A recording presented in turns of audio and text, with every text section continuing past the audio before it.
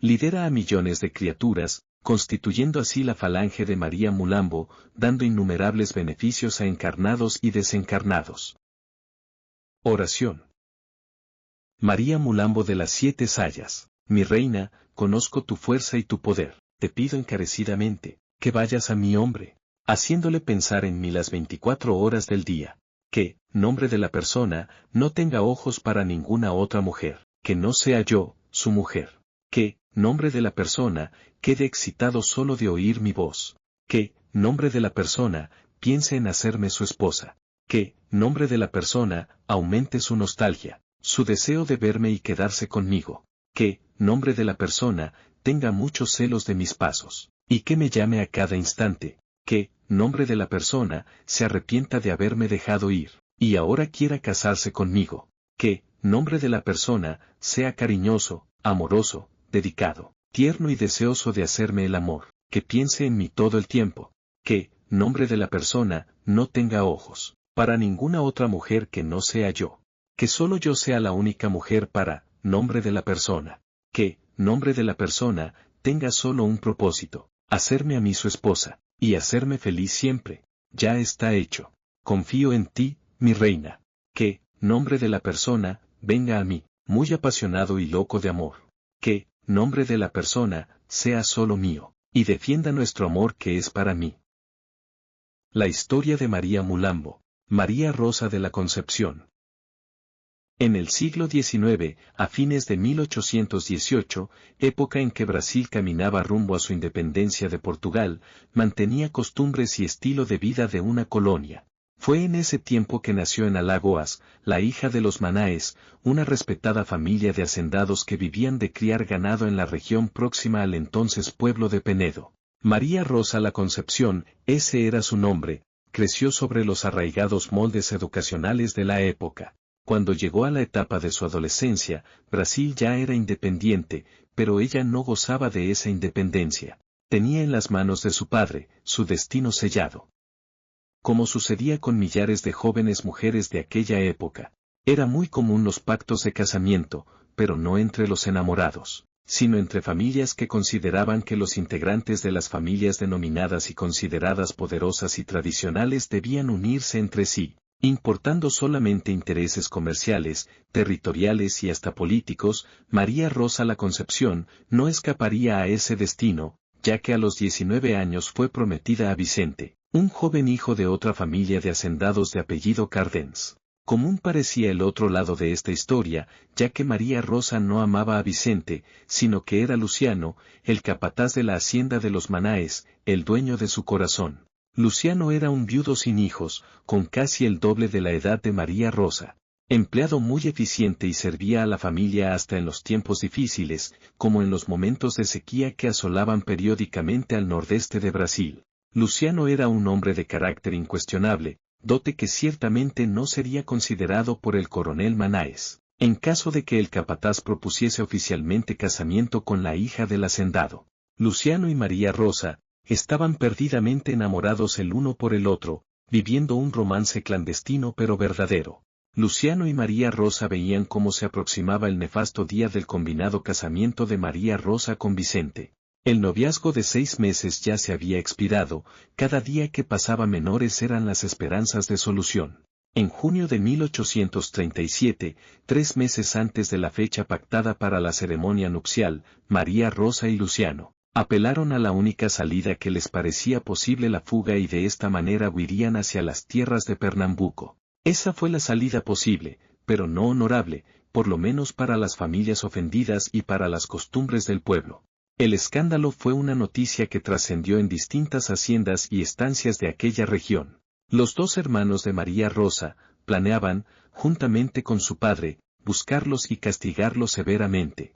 El castigo sería mucho más duro y severo con Luciano, que para ellos ya era indigno de confianza y considerado un detestable seductor. También para los Cardens, la humillación era sin precedentes. Todos ellos exigían reparación a la honra de la familia, ultrajada por un hombre considerado sin estatus y de origen dudoso. Al final, ¿qué riquezas o poderes tenía él? ¿De qué familia provenía? ¿Tal vez fuese un mestizo? ¿O quién sabe? ¿Cómo se atrevió a tanto? Merecía un castigo a la altura de su desvarío. En cuanto a María Rosa, los Cardens juzgaban que ella no había recibido, de los padres, la debida educación y por eso actuó de esa forma tan inmoral. Después de todos los sucesos acontecidos, ambas familias cortaron relaciones y solo los unía el firme propósito de encontrar y castigar a Luciano. Durante 3 años y 6 meses de implacable búsqueda y perseguimiento, por parte de las familias Manáez y Cardens, la pareja encontró en tierras del coronel Aurino de Moura su recanto de felicidad, lejos de los deseos de venganza de las familias. Allí Luciano se desempeñaba con la misma dedicación, como lo hacía en las tierras de los Manáez, ocupando también el cargo de capataz. Por ese entonces la perseguida pareja ya contaba con una pequeña hija. En una tarde caliente de diciembre de 1840, Luciano tranquilo y despreocupado se encontraba en un corral de la hacienda, curando un animal herido, cuando fue sorprendido y rodeado por una banda, que liderados por 2 hombres blancos y acompañados por negros esclavos y vaquianos pendencieros contratados, sin dar ninguna explicación mataron al animal a tiros y luego asesinaron a Luciano a facadas. María Rosa, que se encontraba en la casa cuidando de su hija, fue llevada a la fuerza a la ciudad de Penedo. Volver para la casa de los padres en tales circunstancias, significaba naturalmente enfrentar quizás el odio y la humillación, pues para ello María Rosa fue traída. Después de escupirla sobre el rostro, su padre la echó de la casa, haciendo oídos sordos a los ruegos de su esposa e hijos, que pensaban que María Rosa merecía un castigo, pero no la renegación y la expulsión de la casa. El viejo Manáez sintió tener su orgullo herido, y sin considerar el pedido de su familia la expulsó de la casa. Así, María Rosa, al verse entregada a su propia suerte, no temió, porque su pequeña hija era el gran aliciente para seguir adelante, ya que la niña no merecía el abandono y el repudio de sus familiares. María Rosa decidió entonces recurrir a la ayuda de otros familiares, para que su hija no sufriera tanto el desamparo al que fueron sometidas. Así volvió a la ciudad de Olinda en el estado de Pernambuco, donde recaló en la casa de sus tíos, que nunca la trataron como sobrina, por el contrario, dado su condición de dependiente y desamparada, trataron a María Rosa como una sirvienta más de la familia, soportando así nuevas humillaciones. ¿Quién diría que tal martirio no sería nada, comparado con lo que ocurriría meses después de su llegada a Olinda, un suceso que cambiaría el curso de su vida, como ver morir de viruela a su pequeña hija? María Rosa huiría otra vez, pero ahora sola, sin amor y sin consuelo, ha perdido lo más importante y valioso que tenía, la prueba carnal y espiritual del único amor de su vida. Comenzó entonces el camino a la única y desesperada solución posible, a su entender, la prostitución. Así fue pasando sus días de amargura en el falso esplendor de la noche bohemia. No transcurrió mucho tiempo, que su salud se vio afectada por la tuberculosis y las diversas enfermedades venéreas. Ya muy flaca y tísica, fue más de una vez despreciada y repudiada hasta por sus propias colegas de la profesión llamada de vida fácil. Pasó entonces a pedir limosnas por las calles. En sus andanzas de extrema penuria, estuvo 2 años en Recife siguiendo después de ciudad en ciudad, hasta volver de nuevo a su tierra natal. Quien peregrinaba por las calles de Penedo, no era esa bella joven de otros tiempos, era una mujer flaca, precozmente envejecida, abatida, marcada por el sufrimiento del cuerpo y del alma. Irreconocible, fue luego bautizada por el desprecio popular como María Mulambo. Un día sus 2 hermanos la encontraron vagabundeando por las calles de Penedo, fue así que la llevaron a la estancia de la familia, situada a pocas leguas de la ciudad. Al llegar le dieron la noticia de la muerte de sus padres, y de la inclusión de ella en la herencia de los Manáez, gracias a la intervención de su madre, última en fallecer. María Rosa recibió por parte de sus hermanos toda la asistencia médica que necesitaba para la recuperación de las enfermedades y dolencias que la aquejaban. Consiguió así recuperar parte de su salud y dar inicio a una nueva vida, dedicada ahora a la comunidad, ayudando a los carenciados, que no eran pocos, dando asistencia a desamparados, niños, mujeres y ancianos. Su parte de la herencia la destinó a ese trabajo anónimo y a un asilo ya existente en Maceió, donde pasó el resto de su vida sirviendo a los desprotegidos.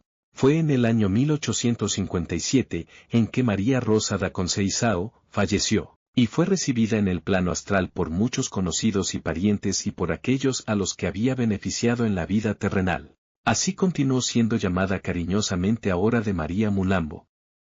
Mulambo significa, en el lunfardo brasileño, a la persona que mendiga, al pordiosero vagabundo. Recompuesta ya de su salud, organizó una institución protectora de las prostitutas y mujeres libres, que desencarnaban y no tenían ningún auxilio en el plano astral.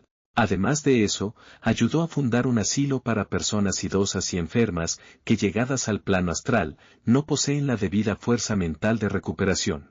En el año 1900, conoció a otra mujer de gran prestigio, María Padilla, cuyo propósito principal era la lucha por la igualdad de los sexos, inspirando decisivamente a las líderes feministas del plano físico. Por influencia de ella, aceptó la propuesta para integrar un nuevo movimiento religioso, aún en organización en el plano astral, denominado Umbanda, pasando a liderar millones de criaturas. Constituyó así la falange de María Mulambo, dando innumerables beneficios a encarnados y desencarnados.